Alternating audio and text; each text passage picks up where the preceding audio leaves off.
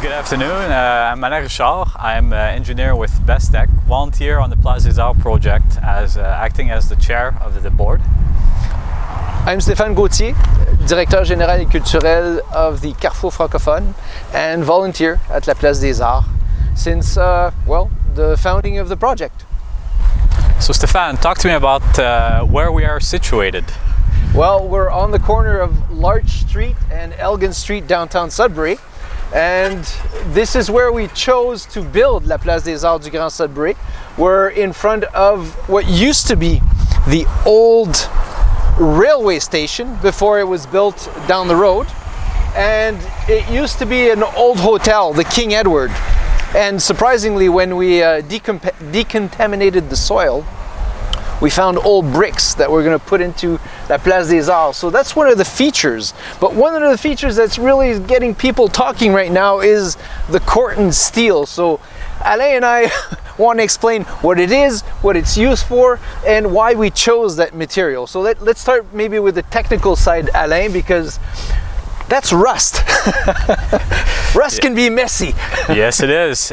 Cortene steel is a form of steel that when it's installed, it looks very much like a hot rolled steel, and then over time there's certain oxidation that happens with the environment, and that forms a patina that looks just like rust, and that is the finished product. So it encapsulates the steel and makes it weatherproof, maintenance free for 50 years, and gives this beautiful look that really solidifies the building in town, makes it very unique, and was chosen by the architects for some much deeper reasons. So one of the interesting facts of the construction sequence, after the 200 tons of structural steel to hold the building was installed, the Cortene was one of the first pieces to go up. The reason for that is, as it's raining and it hasn't oxidized yet, for the first while it will be shedding some of that oxidation, and that rusty water marks and permanent marks whatever it falls on. So in the construction sequence, that area was left unexcavated so that the water would accumulate, mark the ground, but it was a temporary installation only. So now that we've put the final interlock, we're good for the water to be not marking.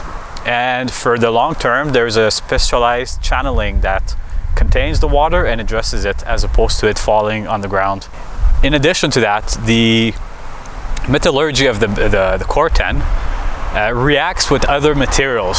So as part of the building layout, the team had to be very careful to the fastening of the Cortene to prevent any thermal bridging, and as well as prevent any chemical reaction between the different metals. So that was all taken into account while the building was designed and constructed by the workers.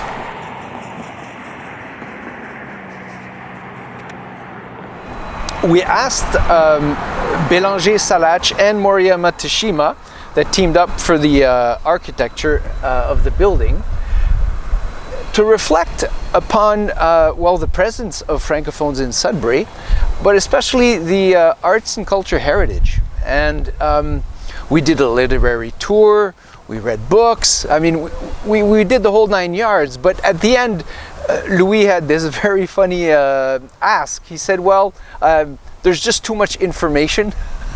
I need a metaphor. It's like, yeah, right, Louis. When was the last time you built a building with a metaphor?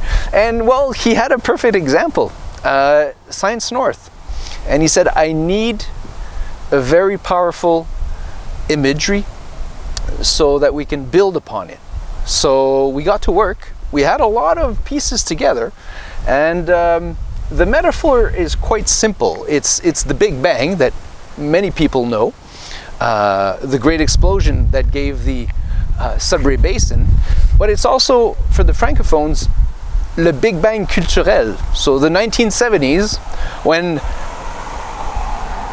Quebec is finding a new identity, we're finding our own here in Ontario. So we have our flag that's being created, but also our literature, theater, and it's quite a dynamic movement. And how does that happen? Well, it happens on stage. So the stage is right at the east of the building, looking towards the west, and that energy on stage is powerfully disseminated through time and space. And that's why there's all these crazy lines on the building. So essentially, what's interesting is that the building is built with intention, and it's a neat way of marking space and time. So we've been here for a while, but also it's quite an anchor downtown, and it's quite a statement, and I hope people will feel at home.